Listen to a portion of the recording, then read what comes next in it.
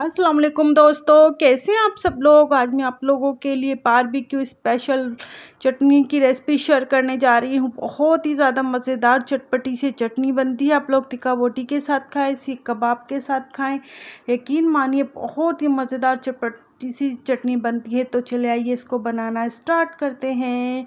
इसके लिए देखिए हमने एक पैन में इमली ली है, हमने 2 टेबल स्पून इमली है और 4 से 5 हमने गोल मिर्चें ली हैं और इसमें हमने तकरीबन हाफ कप पानी शामिल करना है। पानी शामिल करने के बाद इसको अच्छी तरह से हमने मिक्स करना है और इसके बाद देखिए हमने फ्लेम को हाई नहीं करना है, लो फ्लेम पर हमने इसको पकने के लिए रख देना है। ये देखिए जैसे ही इसमें बॉयल आता है तो हम इसको लो फ्लेम कर देंगे ताकि ये हमारी जो इमली है ये अच्छी तरह से ये पक जाए।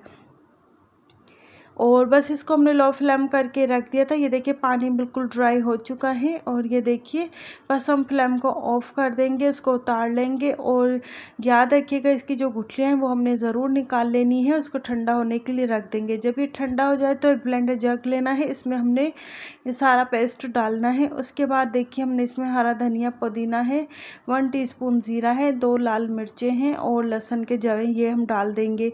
ये डालने के बाद इसमें हमने थोड़ा सा पानी भी शामिल करना है और पानी शामिल करने के बाद इसको हम ग्राइंड कर लेंगे अच्छी तरह से। और ये देखिए हमने ग्राइंड कर ली है और ये चटनी ये देखिए मैं आपको निकाल के दिखाती हूँ। ये देखिए चटनी में हमने या नमक शामिल नहीं किया था। इस टाइम पर जब हम चटनी को निकालते हैं तो आपने इसमें 1 टीस्पून सॉल्ट शामिल करना है और ये देखिए इसमें थोड़ा सा हमने पानी भी शामिल करना है क्योंकि बहुत थिक है। और इसमें हमने हाफ़ टी स्पून के बराबर इसमें हमने काला नमक है वो भी शामिल करना है। और ये देखिए अच्छी तरह से हमने इसको मिक्स कर लिया है और काला नमक शामिल करने के बाद इसको अच्छी तरह से मिक्स कर लेंगे। 1 टीस्पून हमने सॉल्ट भी शामिल किया है और अच्छी तरह से मिक्स करने के बाद देखिए हमारी ये बारबेक्यू चटनी बिल्कुल रेडी हो चुकी है। और यकीन मानिए जब आप इस चटनी को बनाएंगे तो आपको मज़ा आ जाएगा, इतनी मज़ेदार चटपटी सी बनती है। हाँ, मिर्ची आप अपने टेस्ट के मुताबिक कम ज़्यादा कर सकते हैं क्योंकि मैंने थोड़ी ज़्यादा ऐड की है क्योंकि चटपटी सी बनती है। लेकिन आप लोग इसमें जितनी आप लोगों को पसंद है इतनी लाल मिर्ची आप लोग ऐड कीजिएगा।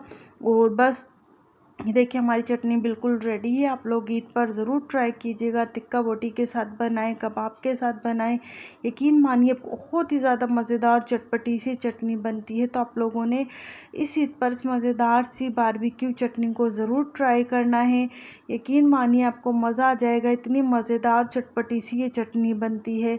तो आई होप आप लोगों को मेरी ये रेसिपी अच्छी लगी होगी।